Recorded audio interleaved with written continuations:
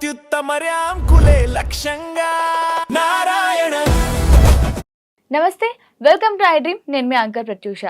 Recent టైమ్స్లో younger జనరేషన్స్లో ఈజీగా చాలా ఎక్కువగా విటమిన్ డి లోపం వల్లనో లేదంటే B12 లోపం వల్లనో నర్వస్ వీక్నెస్ ఎక్కువగా చూస్తున్నాం. అసలు దీనికి ఇదే కారణమా లేదంటే ఇంకా ఏమైనా కారణాలు ఉన్నాయా, ఇవన్నీ కూడా తెలుసుకుందాం. సో దీనికి ఆయుర్వేదంలో ఏమైనా సొల్యూషన్ ఉందో కూడా తెలుసుకుందాం.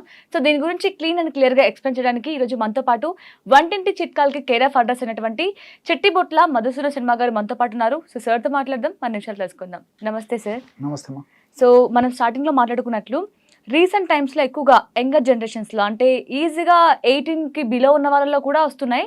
అంటే ఈ ఊరికే కలదిరిగి పడిపోవడం కానీ, నరాలు బలహీనత కానీ, చేతులు కాళ్ళు ఇట్లా ఫిట్స్ వచ్చినట్టు కానీ, ఇవన్నీ కూడా ఎక్కువగా కనిపిస్తున్నాయి సార్. అంటే దీనికి విటమిన్ డి లోపం వలన లేదంటే B12 లోపం వల్లనా, ఇవే కారణమా లేదంటే ఇంకా ఏమైనా కారణాలు ఉన్నాయా దీనికి? సర్వసాధారణంగా పోషకాహార లోపము నర్వస్ వీక్నెస్ జనరల్ కారణం. ఓకే. అందులో కూడా మీరు ఇంతకుముందే ప్రస్తావించినట్టు విటమిన్ డి, B12 మరి ముఖ్యంగా కారణాలు ఉంటాయి. వీటితో పాటు ఇతర అనేక రకాలైన విటమిన్స్, బి కాంప్లెక్స్ విటమిన్స్ లోపం ఉన్నప్పటికీ అదర్ బి కాంప్లెక్స్ విటమిన్స్ ఈ సమస్య వస్తుంది. అదేవిధంగా కాల్షియము ఇలాంటి మినరల్స్ లోపం ఉన్నప్పుడు ఈ సమస్య వస్తుంది. మెగ్నీషియం లోపం ఉన్నప్పుడు ఇలాంటి సమస్య వస్తుంది. తర్వాత ఇట్లా కొన్ని ట్రేస్ ఎలిమెంట్స్ అని చెప్పేసి ఉంటాయి, వాటి లోపం వల్ల ఈ యొక్క సమస్య వస్తుంది. ఈ విధంగా వివిధ రకాల కారణాల రీత్యా పోషకాహార లోపం చేత ఇది వస్తుంటుంది. ముఖ్యంగా సూక్ష్మ పోషకాల లోపం చేత ఎక్కువ శాతం మందిలో వస్తుంది. కొంతమందిలో స్థూల పోషక లోపం ఉన్నప్పటికీ కూడా ఇది వచ్చేటువంటి అవకాశం ఉంటుంటుంది. దీంతో పాటు కొన్ని రకాలైన వ్యాధులు, ఉదాహరణకి షుగర్ వ్యాధి. షుగర్ వ్యాధి దీర్ఘకాలం పాటు నియంత్రణలో లేకపోవడం చేత కూడా ఈ నర్వస్ అంటే నరాల చుట్టూ ఉన్నటువంటి మైలిన్ షీత్ దెబ్బతినేసేసి దాని యొక్క ప్రభావం చేత కూడా ఈ యొక్క నరాల బలహీనత అనే సమస్య కలుగుతుంటుంది. అదేవిధంగా షుగర్కు వాడేటువంటి మందులు, ముఖ్యంగా మెట్ఫార్మిన్ అనేటువంటి ఔషధాన్ని దీర్ఘకాలం పాటు ఎక్కువ డోసులో వాడుకోవడం వల్ల మరి తప్పని పరిస్థితుల్లో వైద్యులు మంచి మందు అంటే షుగర్ను బాగా నియంత్రిస్తుంది, దానికి బెనిఫిట్స్ కూడా బాగున్నాయి కాబట్టి మరి తప్పనిసరి పరిస్థితుల్లో వైద్యులు ఆ ఔషధాలు వాడమని సలహా ఇచ్చినప్పుడు వాడితే కొంతమందిలో మరి యొక్క సైడ్ ఎఫెక్ట్గా ఈ యొక్క సమస్య రావచ్చు, నరాల బలహీనత. సో కాళ్ళు చేతులు మంటలు, తిమ్మిర్లు ఇలాంటివి కలుగుతుంటాయి అనమాట. అదేవిధంగా మానసిక జబ్బులకు వాడేటువంటి కొన్ని మందుల వల్ల కూడా నరాల బలహీనత వస్తుంటుంది. అదేవిధంగా ఆల్కహాల్ ఎక్కువ తీసుకునేటువంటి వాళ్ళలో నరాల బలహీనత సమస్య వస్తుంటుంది. అంతేకాకుండా హార్మోనల్ ఇంబ్యాలెన్సెస్, ముఖ్యంగా థైరాయిడ్ సమస్య, హైపర్ థైరాయిడ్ ఉన్నప్పుడు ట్రిమర్స్ వణుకుడు వస్తుంటుంది అనమాట, హైపర్ థైరాయిడ్ అనేటువంటి సమస్య ఉన్నప్పుడు.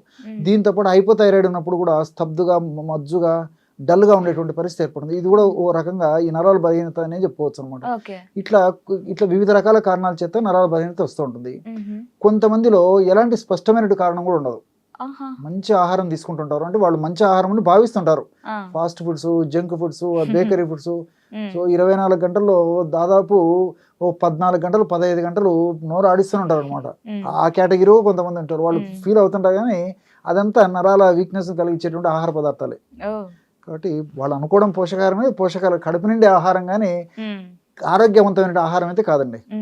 దీంతో పాటు మరి కొంతమందికి మలబద్ధక సమస్య ఉన్నప్పుడు కూడా ఇలాంటి సమస్య వస్తుంది. మానసిక ఒత్తిడి ఉన్నప్పుడు కూడా నీరసం, నిస్సరణ వస్తుంటుంది.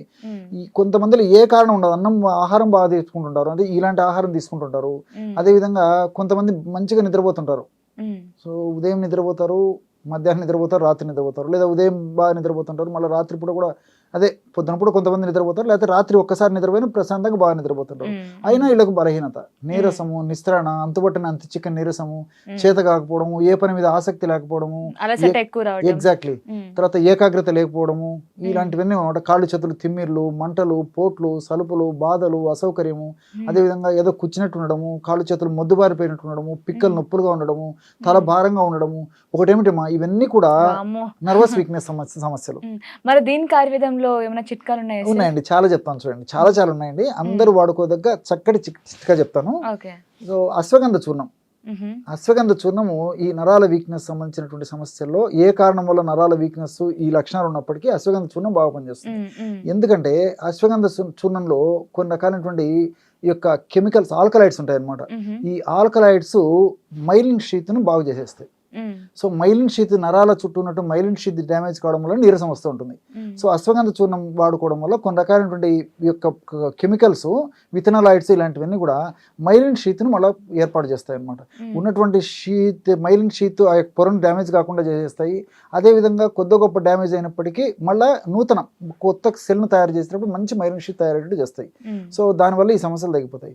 రెండోది ఏంటంటే ఈ అశ్వగంధ యొక్క మరొక ప్రత్యేకత, ఈ అశ్వగంధలో ఉన్నటువంటి గ్లైకో అమైనో గ్లైకాన్స్ అనేటువంటి రసాయన పదార్థాలు మన దేహంలో కణాల్లో శక్తినిచ్చేటువంటి మైటోకాండ్రియా అనేటువంటి పదార్థం శక్తినిచ్చేటివి ఏవైతే ఉన్నాయో మైటోకాండ్రియా, ఆ మైటోకాండ్రియాను ఉత్పత్తిని ఎక్కువ చేస్తాయి. మైటోకాండ్రియా యొక్క సమర్థతను కూడా బాగా చేసేట్లు చేస్తాయి. మైటోకాండ్రియా సరిగా పనిచేయకపోవడం చేత కానీ, మైటోకాండ్రియా ఉత్పత్తి మన దేహంలో కణాలు లేనప్పుడు కానీ నీరసం నిస్సరణ వస్తుంటాయి. ఈ అశ్వగంధలో ఉన్నటువంటి ఈ గ్లైకో అమైనో గ్లైకాన్స్ అనేటువంటి రసాయన పదార్థాలు ఉన్నటువంటి అశ్వగంధను వాడుకున్నప్పుడు మైటోకాండ్రియా ఉత్పత్తి బాగా జరుగుతుంది, మైటోకాండ్రియా సమర్థత బాగా జరుగుతుంది. కాబట్టి ఆ మైటోకాండ్రియా మనకు శక్తినిచ్చేది. శక్తినిచ్చేటువంటి మైటోకాండ్రియా బాగా డెవలప్ అవుతుంది. కాబట్టి అశ్వగంధ చూర్ణాన్ని ఒక 50 గ్రాములు తీసుకుంటే ఆ అశ్వగంధ చూర్ణం 50 గ్రాముల్లో 20 గ్రాములు వాము చూర్ణము, 10 గ్రాములు జాజికాయల చూర్ణం, 10 గ్రాములు లవంగాల చూర్ణం ఈ పద్ధతిలో కలిపేసేసి ఈ విధంగా కలుపుకున్నటువంటి పదార్థం ఒక గాజు సీసాలో నిల్వ ఉంచుకొని రోజు రాత్రి పూట ఒక పావు టీ స్పూన్, ఒక కప్పు లేదా ఒక 50 to 100 ml అయినా సరిపోతుంది, పాలల్లో పావు టీ స్పూన్ మాత్రమే ఆ పౌడర్ని కలిపేసి తీసుకోవాలన్నమాట. ఈ విధంగా రోజు రాత్రి పూట ఒక్కసారి ఒక డోస్గా ఈ యొక్క ఔషధాన్ని వాడుకోవడం వల్ల మరి ఏ రకమైన కారణం వల్ల వచ్చినటువంటి ఈ నరాల వీక్నెస్ కూడా తగ్గిపోతుంది. ఈ నరాల వీక్నెస్ సమస్యని క్రానిక్ ఫ్యాటిక్ సిండ్రోమ్ అనేటువంటి పేరుతో కూడా చెప్తుంటారు అనమాట.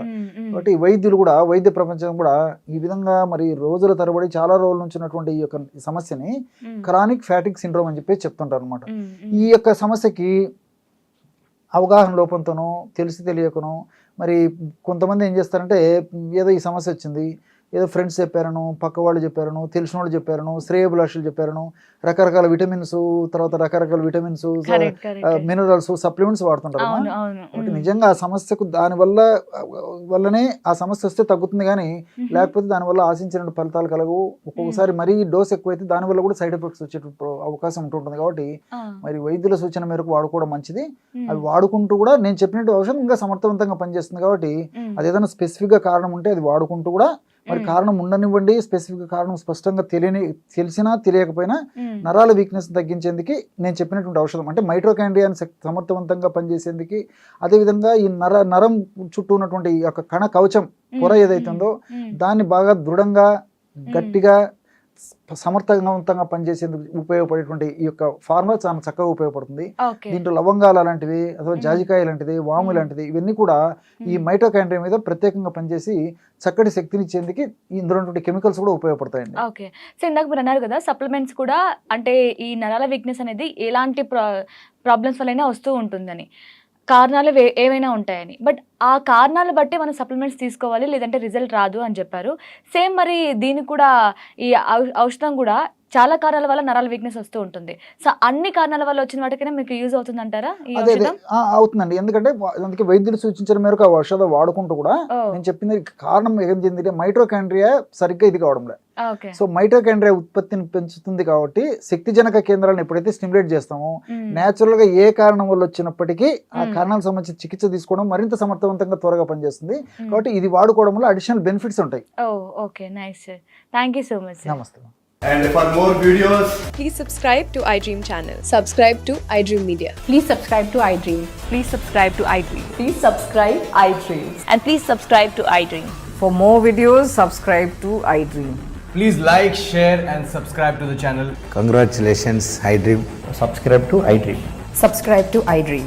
So subscribe to iDream Media. iDream ki iDream team andarki huge congratulations. Please subscribe iDream Media. Please subscribe to iDream. Subscribe iDream. Please subscribe to iDream. iDream అంటే నా కళల channel subscribe చేసుకున్న నోరు తిరుగుతలేదు, మీరైతే గంట గుర్తు కొట్టండి. For more such videos, please subscribe to iDream. Subscribe to iDream. Please subscribe to iDream. Please subscribe iDream Media. Please do subscribe to iDream. Please subscribe to iDream Media. For best entertainment and information, please subscribe iDream. And don't forget to subscribe to iDream.